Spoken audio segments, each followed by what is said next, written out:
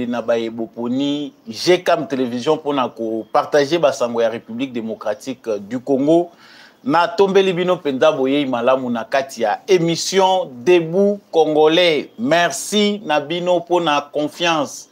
Merci pour na fidélité au bopesaka biso poto memela bino basango ya République démocratique du Congo. Liboso na bino échangeate c'est toujours Samba Olonga des pères et des mères. Merci Nabino.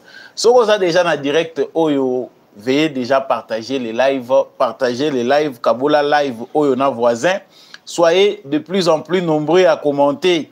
Tchayango na ba groupe WhatsApp. Abonnez-vous si vous n'êtes pas encore abonné. En tout cas, laissez un commentaire depuis Wapio Zakolanda Biso à travers République démocratique du Congo, depuis Wapi. Yo Ozali Kolanda Biso à travers le monde. Je suis là en direct de GCAM télévision. Ozali en direct lokola ngai Kabola live oyo na ba groupe WhatsApp na yo Kabola yango na voisin kozali égoïste été. En tout cas, likez déjà vraiment grand partage pour cette émission.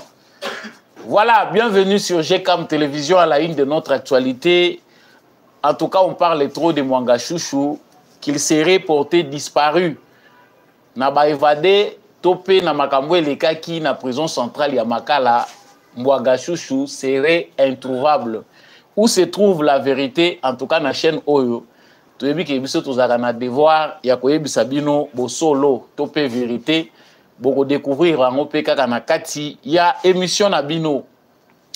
Toujours dans le cadre de cette émission, nous allons parler de l'aventure qui s'est passée aux Nations Unies, na Conseil des Nations Unies à droits de l'homme, Frank Diongo, na Jean-Claude Vwemba, basala ki scandale kuna.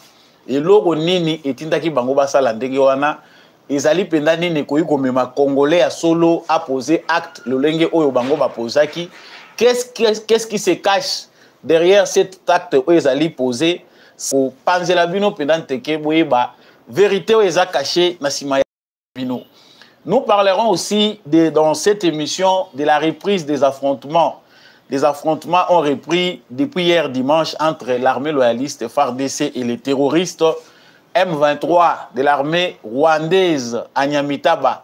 En tout cas, c'est après l'attaque de ces terroristes sur les positions de notre armée que l'armée a réagi avec professionnalisme. Ndenge Balobaka, ils ont réussi à prendre l'axe Nyamitaba. Et puis, tant que Koloba ou Natongo Alelo, Bitumba, ezali ko continuer. Mais Bitumba ezali ko continuer alors que les discussions se poursuivent à Luanda. Il faut conclure ce qui a été dit. Tokaki déjà que Basiba Sololi, Balo ezali Soukanango, armée rwandaise a retiré les militaires naïe sur les sols congolais. Mais comment se fait-il qu'à Luanda, Bazali Kosolo la Kotoyo, Bitumba et Bandi Kozonga? Vérité Zali na kati na émission Oyo Soko za déjà en direct. Veuillez partager les lives s'il vous plaît, likez. N'oubliez pas de nous dire Ozali Kolanda Biso depuis Wapi na République démocratique du Congo. Et pour terminer cette émission, nous allons parler des complots. Il y en a beaucoup. Makambo ezali belé bang sakaba congolais. Dans l'émission Oyo, peu importe ce qui présente comme l'actualité, nous finissons toujours par avoir une prise de position qui nous permet, nous Congolais, d'être mobilisés. Est-ce que Félix Tshisekedi Azali solo en danger? Des informations sur qu'il prétendit coup d'État, garde républicaine, tout ceci mis au point aux Alanasuka émission Oyo pour parler davantage sur la situation sécuritaire du pays. Est-ce que Félix Tshisekedi fois banga coup d'État, Félix Tshisekedi aza en danger, banani balingi babomaye? Est-ce qu'il y a eu des accrochages entre éléments garde républicaine et d'autres éléments qu'on ne connaît pas? Na émission Oyo, boyebi ke munokonanga eza polele pona koloba ba vérité. Toko lobela yango na tombeli bino encore une fois de plus boye malamu na kati. Il y a émission Oyo Debout Congolais présentée par le fils du pays, Samba Olonga des pères et des mères. Ce qui outil ko rejoindre biso to sala ka ndenge nini, c'est trois gestes oyo ezalaka simple. Likez, partagez l'émission, abonnez-vous si vous n'êtes pas encore abonné et les commentaires sont facultatifs.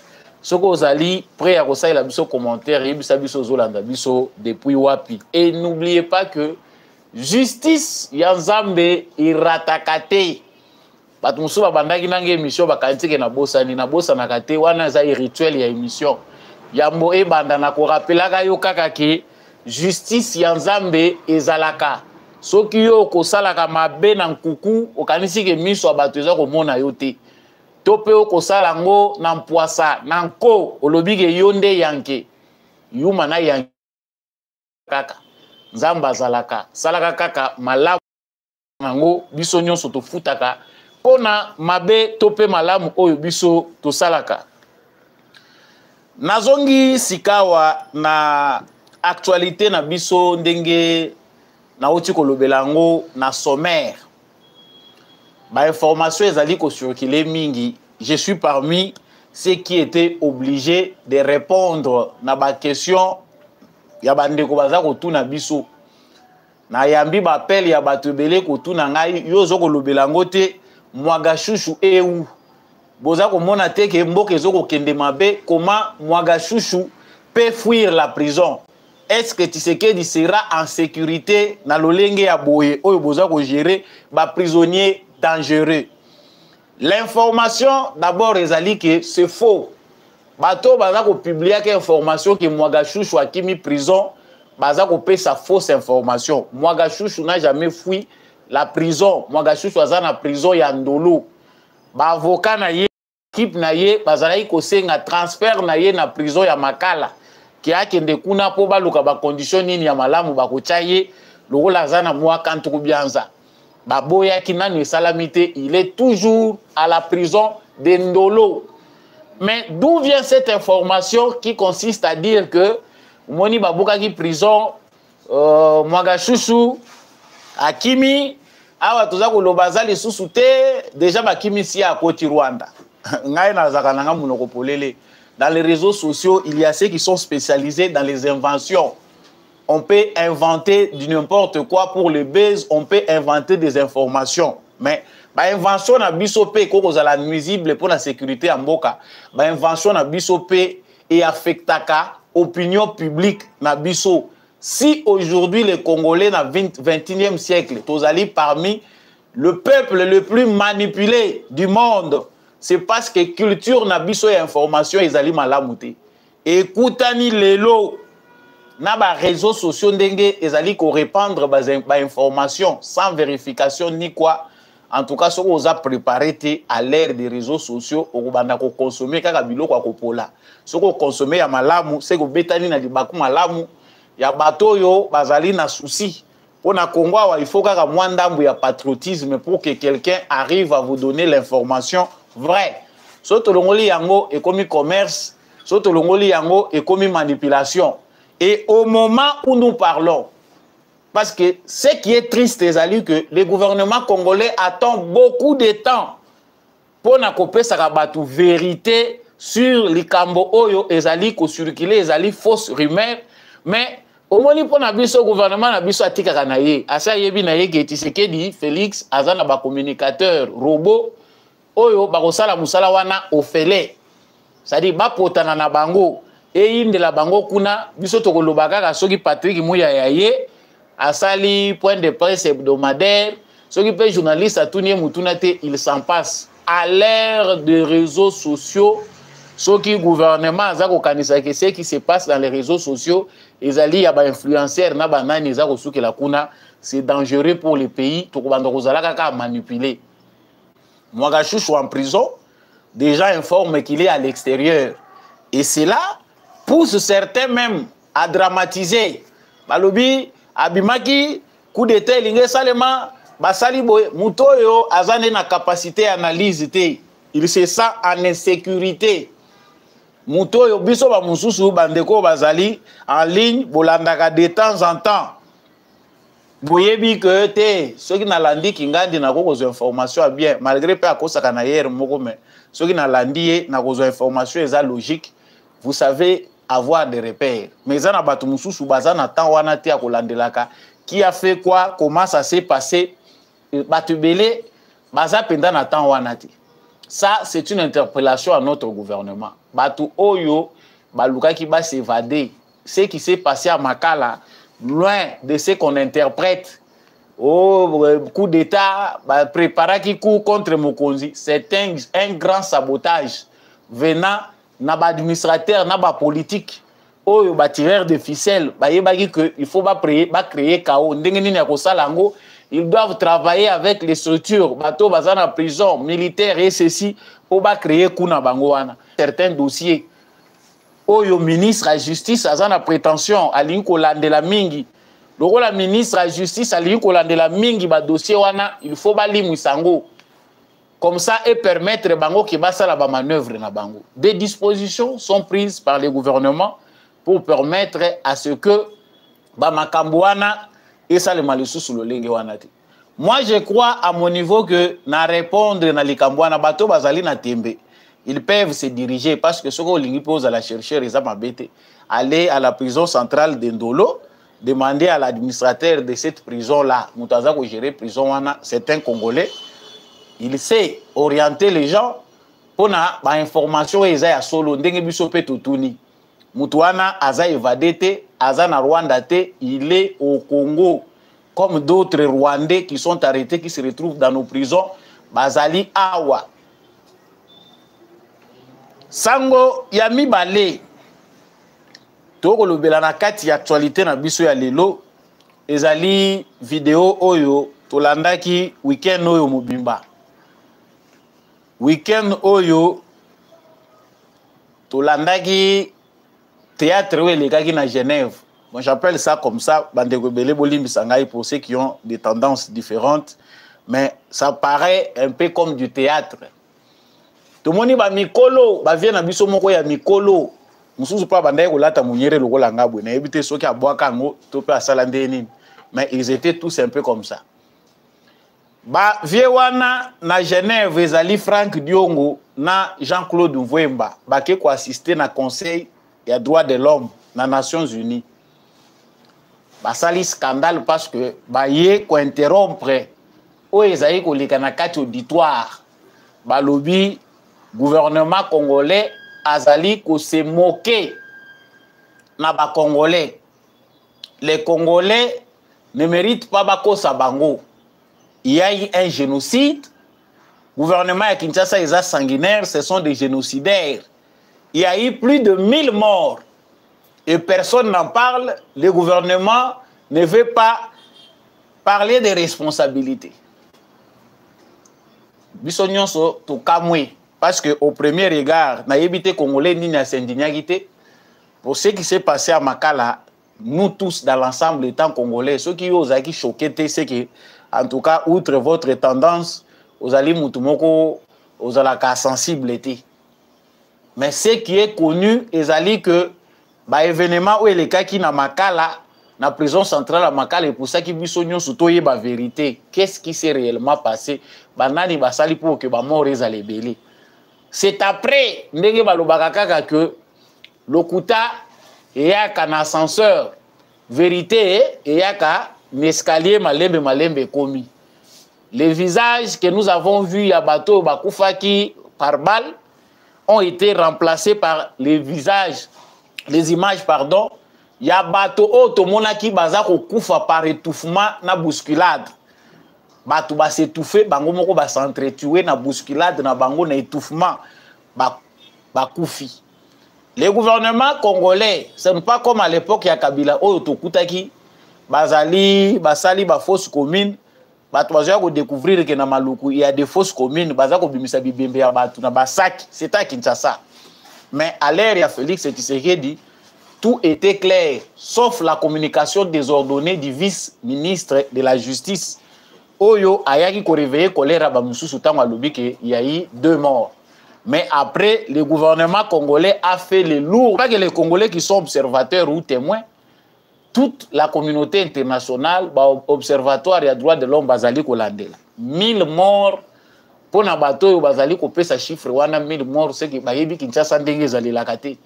Bayebi te ba mort ga Kinshasa ndenge zalaka. Réquisitionner des morts pour na ko mema 1000 morts, même 500. Est-ce que les attaches aisées to yebite?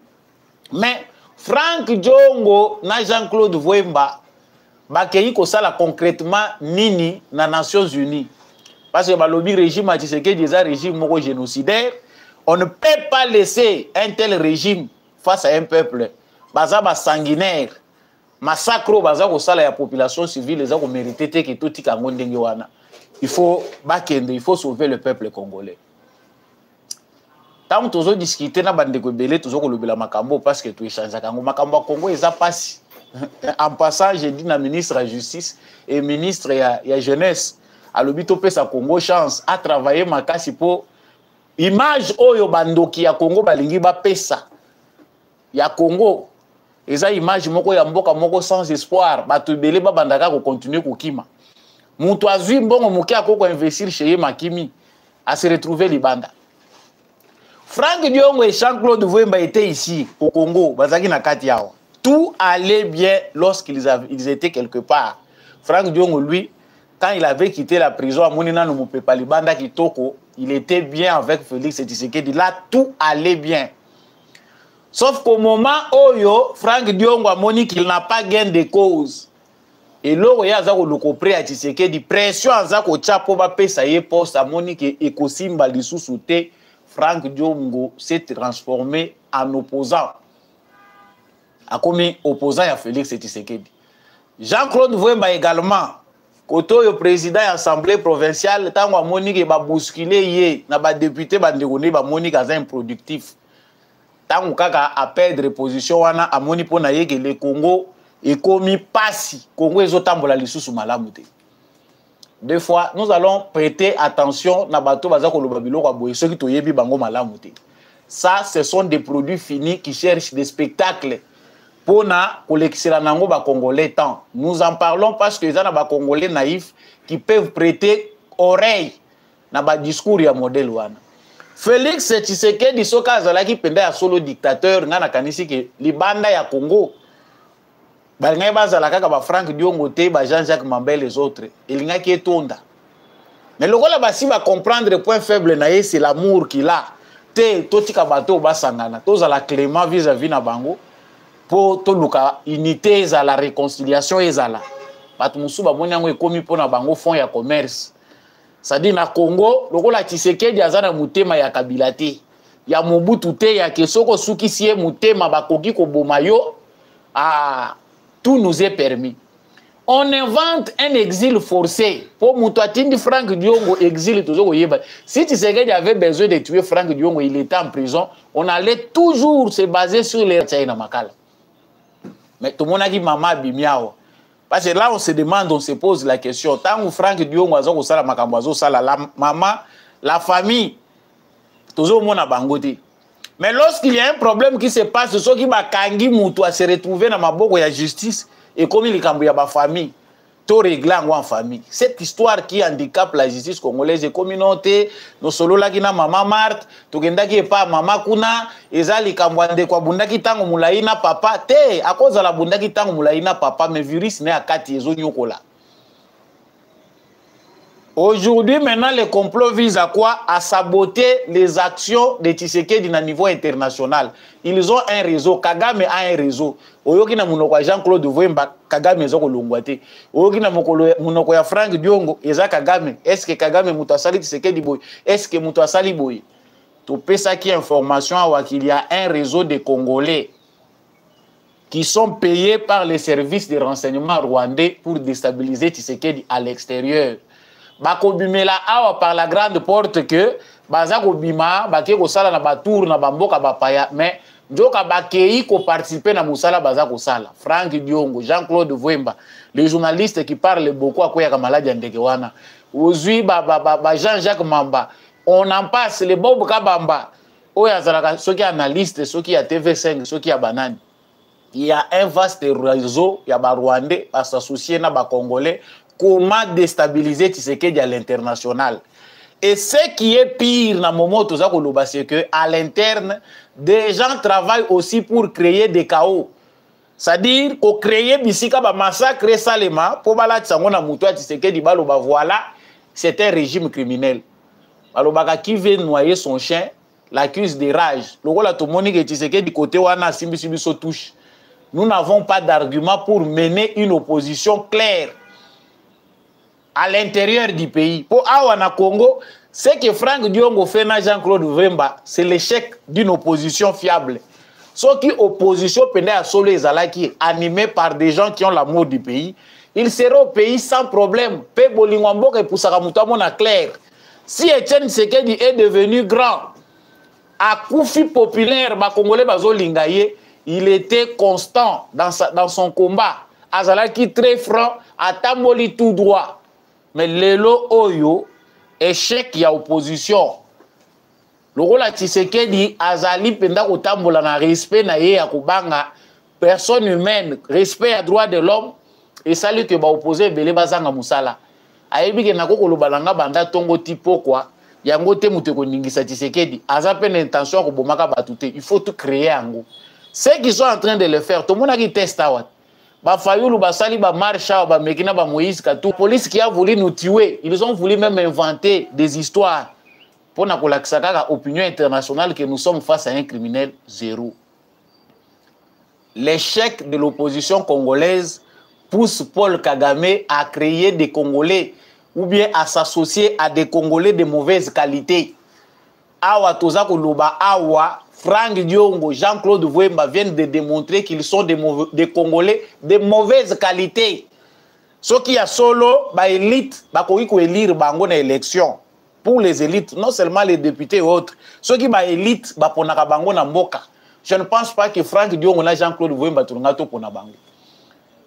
Bato bazota la Congo na libanda, bazota la balobi, mais mutoyo, na mboko ya boye batu nanu ba mesani na démocratie mais azo arrivé ya kobunda ko respecter ba droit ya batu, ça c'est quelqu'un de préparé aza malamu.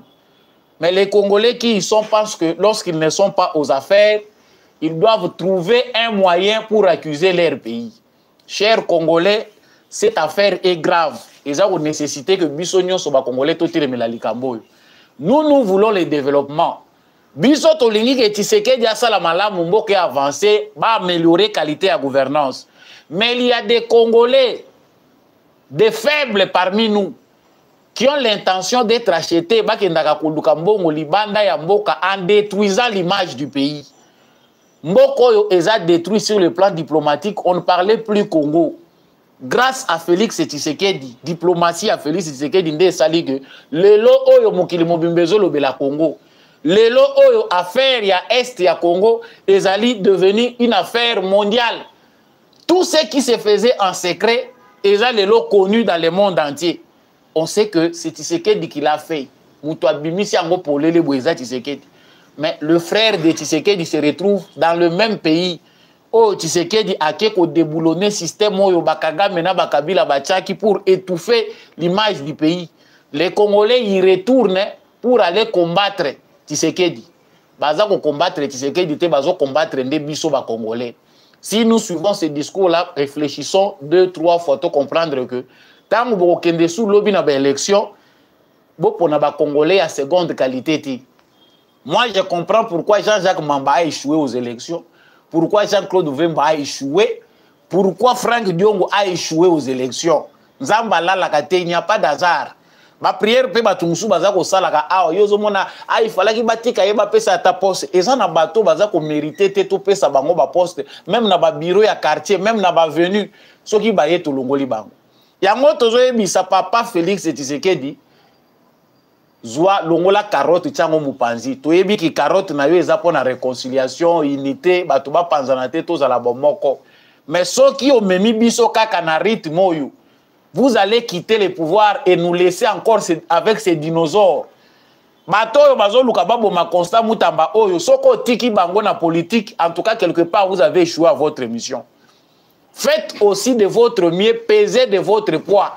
Koti que la biso classe politique oyo te remplie de mouboutistes et de kabylistes.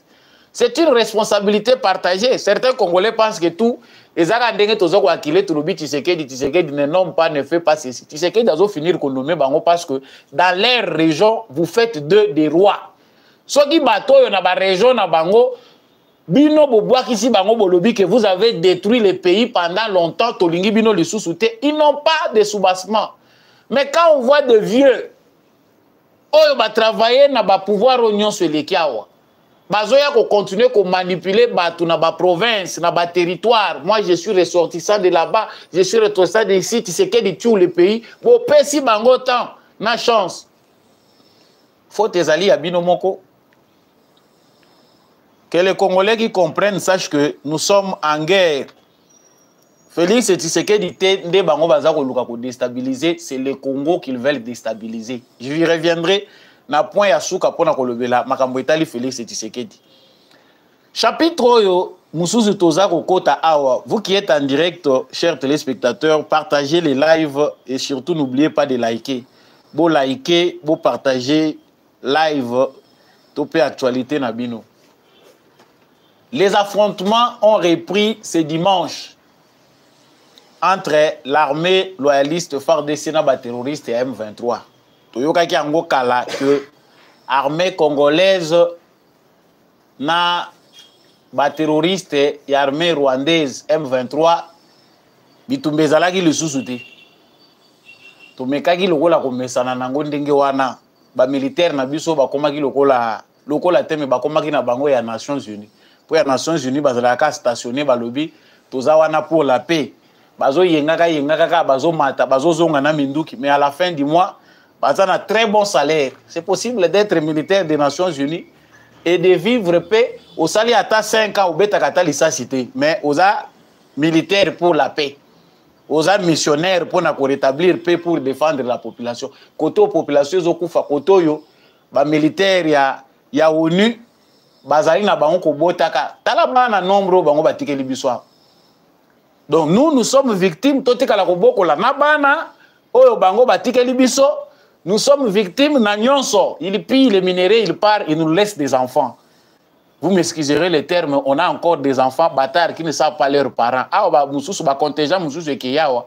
Tuzu kokoso omoni ba maman na biso mususu ba komi ko se présenter na bana balobi, il y a des contingents tels nde mutu batika ki bano. Ça a été toujours comme ça depuis les Belges. Ba affrontement oyo ezalaki suite il y a attaque lobby, il y a ba M23 na position ya armée. L'armée loyaliste ezalaki attaqué na Nyamitaba na Masisi. Boyebi que soki ba discussion ezali Kagame a misaka gros. Pona ye atalaka na deux fonds.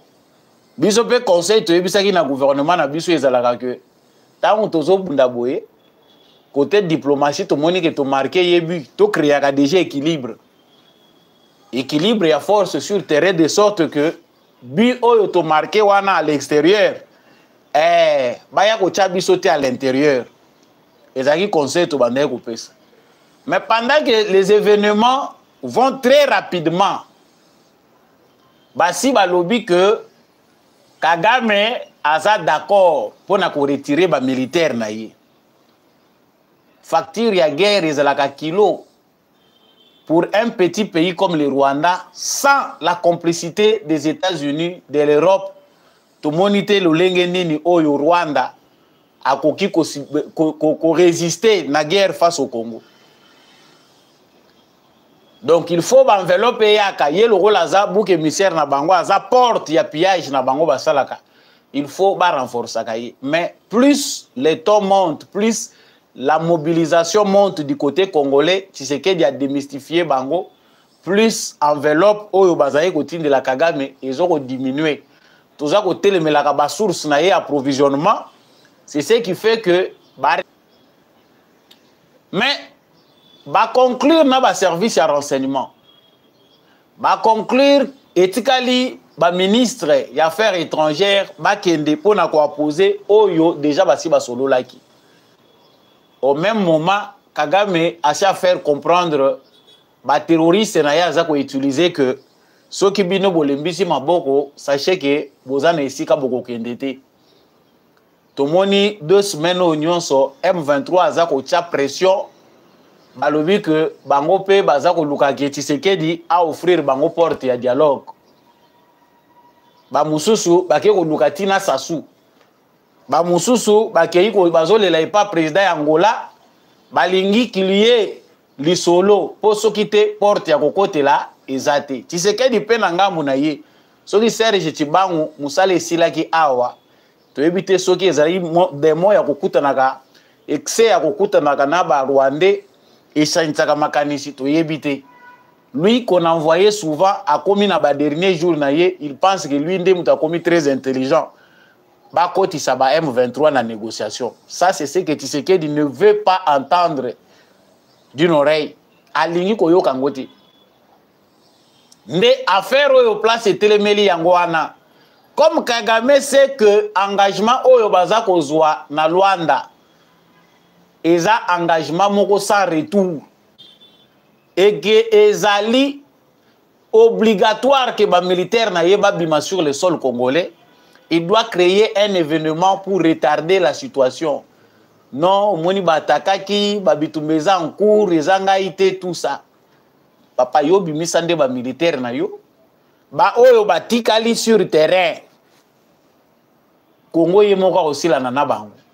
Ba meki lobby ba ke ko attaquer position armée ba bosani que chaque jour aussi qui passe ces derniers temps armée congolaise azane ko se positionner na ba point union stratégique na ba information bazui ba attaquer armée congolaise a repousser bango pe azu contrôle la localité moko pe ba localité mususu lelo na tongo lisusu ba bandi lisusu ba bombardement ils ne les font pas seuls yango tolobaki que oui ya Kagame et ko yiko la lisabiso te. C'est vrai que la guerre a commencé de là-haut, bateau basaper pompier oyo bazali à la base il y a processus à Luanda, bangonde bakolo guerre oyo. Alors ne prenons pas pour Kagame wana, tokoyi kozwango pour argent contenté. Préparons-nous en conséquence. Entre-temps toyebi ke oyo eza kosala masoki ba finir par co-signer, c'est une conclusion esili. Tokozonga lisusu te poto ya kolobela lisusu le kambwana toyoka ke o processus mususu Tshisekedi na Kagame sikoyo bakutana. Il n'y a rien de concession là-bas, tout est clair. Soko lobaki FDLR biso tosi tondimi FDLR ola kisabiso FDLR nyonso yo yebi tozoko bimisa ye ozwa bango. Mais pourvu que après processus wana yo pe bimisa ba militaire na yo nyonso. Ba FDLR baza combien? Une dizaine, 5 FDLR. Ote bawana nde mutu baza quantité mais to moni ba mususu bokotisi bango na armée na bino. Est-ce que au Congo on a besoin de FDLR pour l'armée? Tshisekedi seulement na espace il y a une année a lancé recrutement plus de 100 000. Toujours que de vers 200 000 sikoyo ba nouvelle recrue.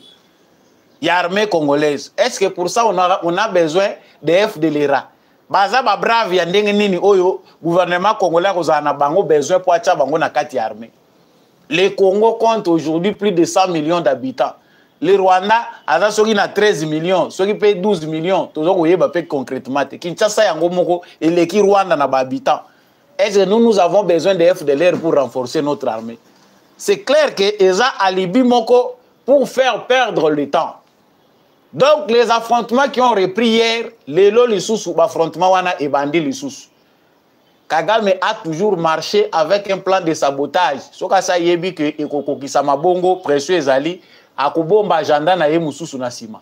Yango tozoyebi sa gouvernement congolais qui il faut le dire tout haut. Biso toboyi conclusion ezwami kuna tozoyi oh nous prenons la communauté internationale et la communauté nationale en témoin. Les communiqués là ça fait mal aux oreilles des Congolais to di ko yoka ngoli lisusu te. Soit notre armée réagit en toutes conséquences, soit on ne réagit pas et on cesse de pleurnicher. Actualité, il y a Souka. Actualité Nabiso. Merci pour tous ceux qui nous suivent en ligne.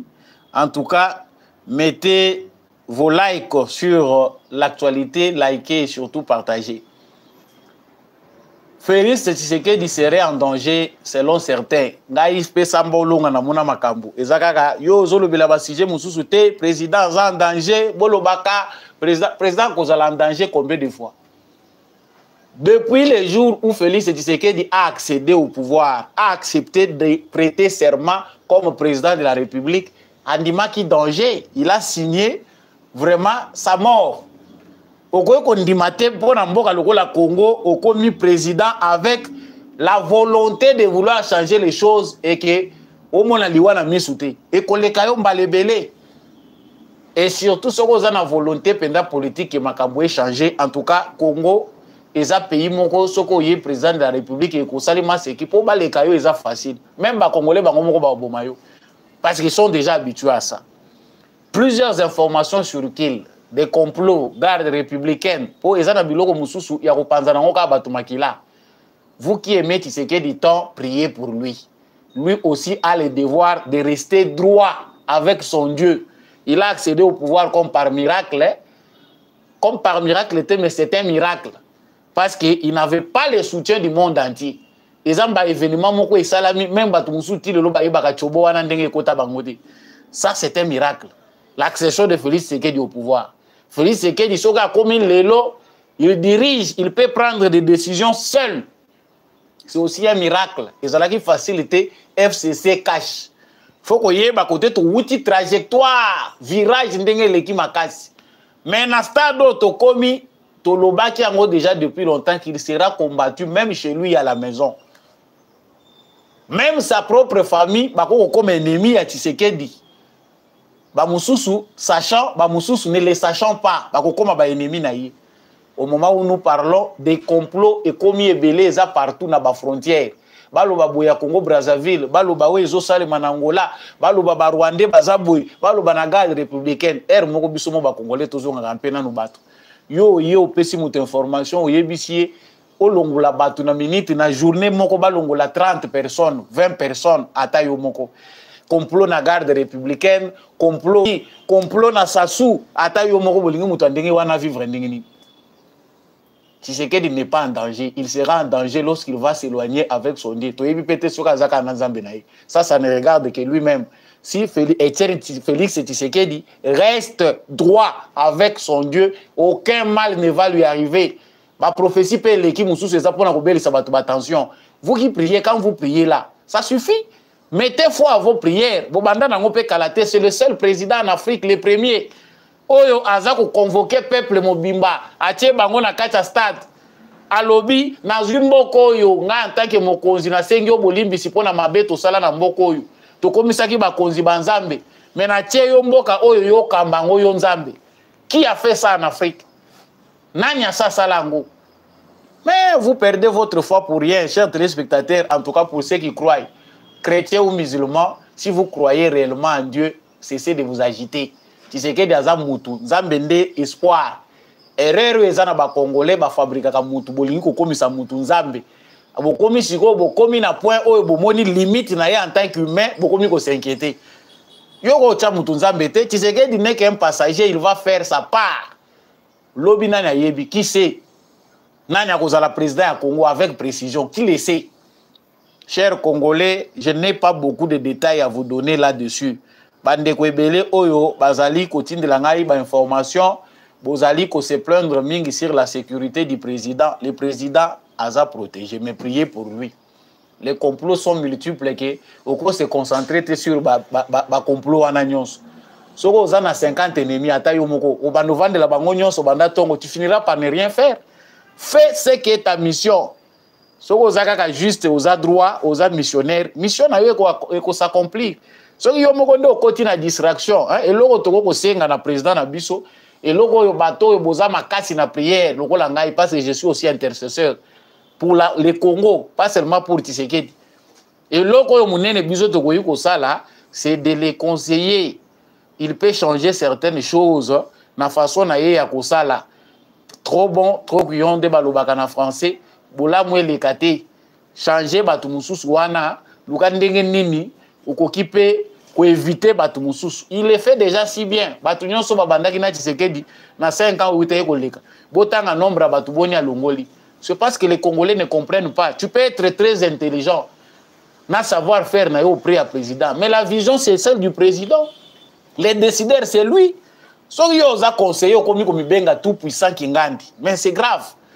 Tango tozo kendaka ko continuer ko enchaîner kaka ba problème sur ba problème. Oh Tshisekedi azolongola bat et komi likambo ya ba clan na ba tribu, ba longoli parce qu'aza benanani, ba longoli parce qu'il est de ceci.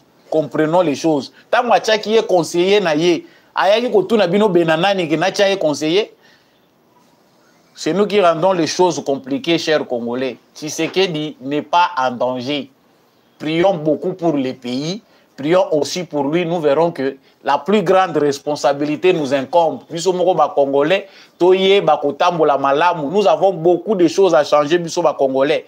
Nos mentalités pourries. Ça, pas ça, sali, mais on dira salité. Hein? À ça, sali, mais il faut changer quelque chose pour moi, ça, sali. Ma prière, monsieur, Zaranango, passe temps. Ozo, l'exanoka, tango, inutilement. Ozo, yé, comportement, il faut adopter. Jusqu'à ce que les Congolais comprennent qu'ils doivent changer, d'être vivre changement intégralement dans la vie na biso. Émission, il y a lelo et comme na suka, télévision ezalaka ngonga. Ce qui na simbi ko loba e ko sila lelo te, to ko sili saka mokolo moko te, to lia kango déjà chaque jour. Merci de matondo mingi. Na mwana mboka mbi à chaque wazaki na sima caméra, pe na réalisation pour cette émission et comme la bino matondo mingi na apôtre Gérard Kabeya Chovo. Merci mingi na l'homme de la vérité des urnes, Jean-Louis Chimbalanga. Merci pour la présentation du livre, on y reviendra. Merci na papa Boniface Mpunga et bon anniversaire, bienvenue une petite fille aïe na famille à papa Boniface. En tout cas, félicitations à maman, félicitations à papa. Merci mingi na papa Michel Lumakaso, papa Maurice Kikangala, merci mingi na maman Bill Bilonda, papa Freddy Ngwama, maman Lisette Mombendou. Merci na Bayenyon Sobolingaka, émission Ensemble Olonga. Vous qui nous suivez en direct, je vous aime beaucoup. En tout cas, vous pouvez revoir cette émission comme vous le voulez, toujours sur la même chaîne.